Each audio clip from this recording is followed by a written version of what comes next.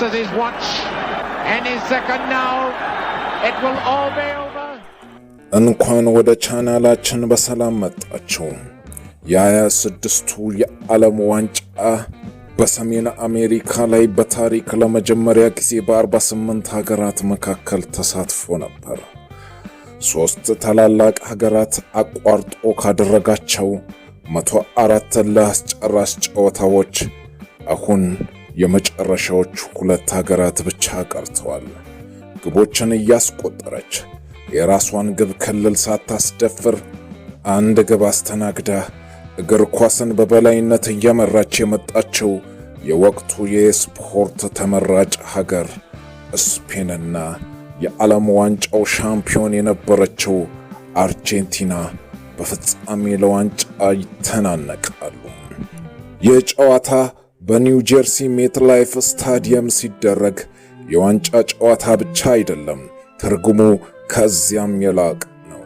ላለፉት 15 ዓመታት እግር ኳስን በበላይነት የገዛውና የመጨረሻ የዓለም ዋንጫ ጨዋታውን የሚያደርገው ታላቁ የእግር ኳስ ንጉስ ሊዮኔል ሜሲን በአንድ በኩል የያዘና በሌላ በኩል ደግሞ የወደፊት የእግር ኳስ ንጉስ እግር ኳስን ሊገዛ ይችላል ተብሎ የሚጠበቀው ወጣት ተስፈኛ ላሚን ያማል ፍጥጫ ነው።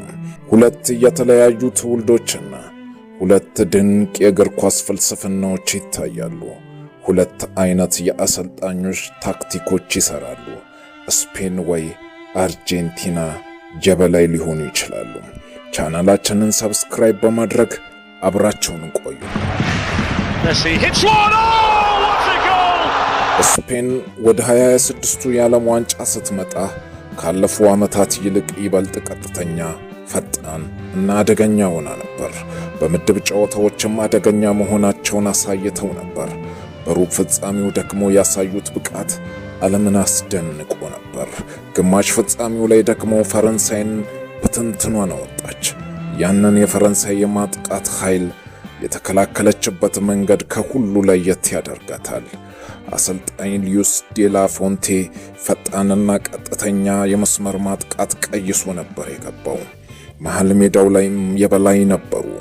ፈረንሳይን 2-0 በሆነ ውጤት አሸንፈው አሰናበቷት። አርጀንቲና ደግሞ የወቅቱ የዓለም ሻምፒዮን ናት። ወደ ሰሜን አሜሪካም ስትመጣ አንድ ግልጽ ዓላማን ይዛ ነበር። ይህም ታሪካዊውን ዘውድ የሊዮኔል ሜሲን የመጨረሻ ዋንጫ በወርቅ ቀለም መደምደም ነው። አርጀንቲና በእያንዳንዱ ጨዋታ የተጋጣሚዎችን ከፍተኛ የሆነ ፈተና ተቋቁማ ነው እዚህ የደረሰችው። አሰልጣኙ ሊዮኔል ስካሎኒ ከፍተኛ እና ወጥነት ያለው የማሸነፍ ስነልቦናን በቡድኑ ላይ ገንብቷል።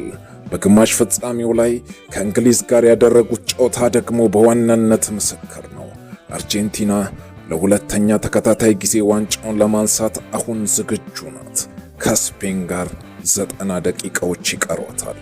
ስፔን 4-3-3 አሰላለፏን ይዛ የምትገባ ይመስላል። ስፔን በመስመር ላይ እጅግ በጣም ፈጣኖች ናቸው። የማጥቃት ኃይላቸውም ያስፈራል። በቀኝ በኩል ላሚን ያማል አለ። 1 ይሁን ለብዙ በቀላሉ አታሎ የማለፍ ብቃት አለው። በግራም በኩል እነ ኒኮ ዊሊያምስን ይዛለች። ስፔን አስፈሪ ነች። ሮድሪ፣ ፔድሪ እና ፋቢያን ሪዩስም እንደ ኮምፒውተር መሃሉን ያሳልጡታል። ምንም አይነት ጠባብ መስፈርን ሰባብረው ወደፊት ኳስ የማሻገር ብቃትን ተላብሰዋል። አርጀንቲና ደግሞ ስፔንን ለማቆም መሃል ሜዳዋን እንደምታጠናክር ይጠበቃል። ሮድሪጎ ዴ ፖል፣ ኢንዞ ፈርናንዴስ፣ አሌክሲስ ማካሊስተር ለመሃል ሜዳው ፈተና ዝግጁ ይሆናሉ። አርጀንቲና ከሁሉም የሚለይ ተጫዋች ሊዮኔል ሜሲ አላት። በቃ እሱ አላት። ሜሲ አላት። በየትኛውም ሰዓት አትርፎ የማውጣት ብቃት ያለው ነው። ሊዮኔል ሜሲ ላውታሮ ማርቲኔዝ እና ሁሊያን አልቫሬስን የማይታመኑ ናቸው። ክፍተት ካገኙ በቀላሉ ይቀጣሉ። ሊዮኔል ሜሲ ከላሚን ያማል አንድ ለአንድ ሰው የመቀነስ ችሎታ በጨዋታው ይጠበቃል። ሮድሪ ከአሌክሲስ ማካሊስተር ጋር የሚደረገው የመሃል ሜዳው ፍጥጫም ደግሞ የጨዋታውን ሚዛን የሚናገር ይሆናል። አርጀንቲና ካሸነፈች ታሪካዊውን ዘውዱን ታስከብራለች። በታሪክ አከታትለው የዓለም ዋንጫን ያነሱትን እንደነ ብራዚልና ጣሊያን ያሉ ሀገሮችን ታሪክ ከመድገም በላይ አራተኛ የዓለም ዋንጫን በማንሳት ከጀርመንና ከጣሊያን ጋር ተስተካከላለች። ከሁሉም በላይ ግን ሊዮኔል ሜሲ ታሪኩ በንግስና ይደመደማል።